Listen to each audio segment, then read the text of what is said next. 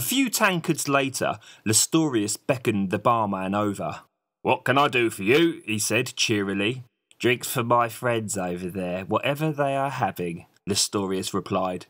The barman then walked over to the bar, poured into new tankards and handed them to the two wizards. "From your friends at the table over there," the bartender pointed before going back to serve another customer. In unison, the two wizards looked over their shoulders to see who had been so generous. Lestorius lowered the hood on his gown and smiled back. Well, it was like a smile. Only half of his face actually did the smiling bit. The bottom half looked absolutely fine and is what you'd come to expect from a smile, but the top half, mainly the eyes, looked like it could happily chew on faces. The two wizards raised their tankards to the men and attempted a polite smile back. "Who's the bloody hell is that?" SilverWind slurred. "They are idiots," she said. "Men. All of them." All the other shes nodded, tapping their feet to the music. The moon shone down on the cold landscape. Blue and white hues danced together as the shadows watched on. The corn rattled with the cold breeze on top of the field the locals called Cold Blow. A field would normally have to be quite remarkable to be named by history, and this one was indeed quite remarkable. Funny things happened on Cold Blow. A rather large piece of land, not owned by anyone in particular, slightly risen from the land around it, the field used to host a dark event in times past. The hanging of the wicked, witches, the possessed, that sort of thing. And as the sun would settle as a backdrop, the hangman's gallows stood out menacingly over the little village as a reminder of who was in charge. But that was the past. Magic had evened things up. And if you tried to hang anyone up there these days, you'd not be very successful, unless you were very good at avoiding fireballs, curses and that sort of thing. Everyone kept a close eye on Cold Blow, as it was prone to doing strange things of no one's order. It made its own choices, it grew its own crop, and it harvested itself mysteriously. Cold Blow seemed alive. Parents often used Cold Blow as a warning to naughty children. "If you don't eat your vegetables, I'll leave you on Cold Blow for the night." And right now, on the outbreath, the corn rattled even more. A lonely scarecrow sat on its perch at the top of the hill. Its head hung low, chin resting on chest, straw hair flickering in the breeze. The blue and white hues passed over its face as the clouds danced past the moon. Behind it, a large grey stone with words violently scratched into it. "Cornbeak's coming to get ya." A flock of crows suddenly emerged from deep within the corn, startled by something within the night. Slowly, like a puppet, the scarecrow then raised its head as the crows continued to complain in the background. From the black of the eye sockets, a child's voice whispering like a nursery rhyme over and over. "Cornbeak's coming to get you. Cornbeak's coming to get you." Lestorius, his two goons and the two wizards had just finished singing the third drunken rendition of Sally's Big Bloomers. "I love that one," Korak grinned. "Me too," one of the goons shouted. "Let's go again." "Oh!" everyone apart from Lestorius started in unison. "Sally bent down to pick up her crown and all we could see was her bloomers. The silly old tart attempted to So!" Lestorius quickly interrupted. "Did I hear you chaps say something about finding lost objects underground?" The tavern suddenly became very quiet. Lestorius noticed this and turned round to the audience to see what their problem was. The rest of the tavern then quickly went back to their merrymaking as if it had never happened. "Sorry if I seem rude, chaps.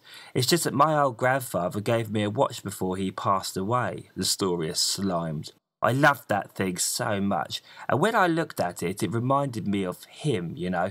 I miss him so much. I lost it. Can you help me?" he continued. One of the shes nudged another and they both rolled their eyes. A very drunk Korak and SilverWind looked at each other for a brief moment before SilverWind attempted something he was sure was a whisper but was actually quite audible to the rest of the tavern, even over the music. "Well, you seem like trustworthy chaps. Of course we can help, but shh. This is very secret information I'm giving you." SilverWind slurred, raising his finger to his mouth. "Come closer. Closer, shh. Lestorius and his two goons leaned in. They're not going to tell them, surely, another she said. First, you have to catch yourself a little imp, SilverWind explained before taking a swig from his tankard. Then, you have to get it to hold onto a stick. SilverWind continued, miming grasping onto a stick. Then, you train it to like some metals, but not other ones. Very important. Like gold is good, Impy. A rusty old metal is bad, Impy. Then, you swing. Then you swing the stick with it on it. You have to make the Impy feel like it's loved by giving me lots of cake and sweeties. If you do this, they'll do what you want. SilverWind explained, now miming the cuddling of an imp. And where can we find ourselves an imp? Lestorius replied, leaning in further. Oh, any forest. Any forest will have imps in. You just have to be patient. Takes time. Lots and lots of time. SilverWind tried to explain, index finger pointing to the ceiling. But be very careful of the green pickles in the jar, 'cause they... Thud. SilverWind's forehead hit the bar, finger still pointing upwards. Immediately after this, he started snoring loudly. Koraks snorted. Oops-a-daisy, he said, patting SilverWind on the back.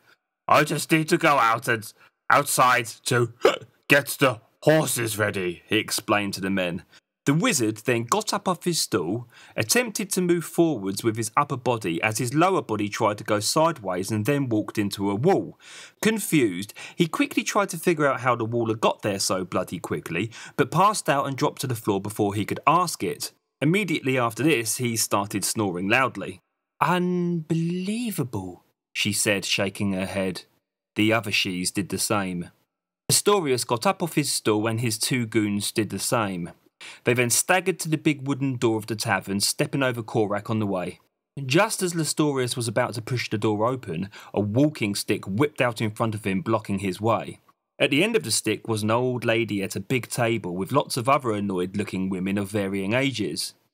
I know why you're here, she started, but let it be known that you aren't welcome. We don't appreciate the black stuff round these parts. Now, be on your way, she finished, pulling the walking stick back. Oh, and one last thing, she said, whipping the stick back out quickly before Lestorius could move. I scry with my little eye something beginning with L. She then winked at the three men and removed the stick again. Lestorius sneered and angrily pushed the tavern door open into the cold night outside. A large chair sat at the bottom. On top of this, a chest of drawers. On top of them, 3 large boxes, and on them, 2 smaller ones. Finally, Seb stood poised on the top of the lot, swaying a bit and cursing to himself. Clasped tightly in his teeth was a lit oil lantern. Not one bloody ladder in this whole house, he moaned through his teeth. Not one ladder near or in the house. Of course, this just fueled Seb's suspicions and sense of adventure even more. It's as if no one is meant to go up there, he thought to himself whilst preparing to push the small attic hatch upwards. With one well-balanced heave, Seb managed to push the hatch up and open. The thud as it hit the ceiling on the other side caused dust to shoot upwards into the attic, and a few spiders scuttled down into the office below. Seb then grabbed the attic entrance and pulled himself up with a well-timed leap from the boxes, which toppled over and fell into the room beneath him. Cow snot! Seb cursed whilst putting the oil lantern down onto the attic floor. Stranded. He'd have to deal with that later. He had much more pressing matters to be concerned with right now. That symbol was up in this attic somewhere in some form or another, and he could almost feel it. The attic itself was pitch black and bats shot across one end of the timber beams to the other. The lantern offered little light as the dark space was huge, filling the whole width and length of the house itself. Seb picked up the lantern and carefully shuffled along one of the large wooden beams. He then held it up higher and tried to manoeuvre it to fill the darkness with as much light as possible. There was nothing here really. Old chairs, an old rocking horse that Seb used to love. Oh, attic stuff, Seb whispered to himself. Shuffling along the beam, he could make out some wooden boxes right in the far corner. He didn't remember them being there before, but then again it had been many years since he and his brothers had snuck up here. The last time was when his parents had gone to the local market and they very nearly got caught when they arrived back home. They decided it was best not to go up there again after that close encounter. Seb slowly moved further along the beam, swatting spiders' webs and avoiding bats before he got to the area with the boxes. "Here we go," he said. He then squatted down, placed the lantern carefully on the beam next to him and took the lid off the first box. Shoes.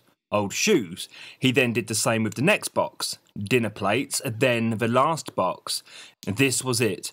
This was the last chance, the last box. Seb took a deep breath.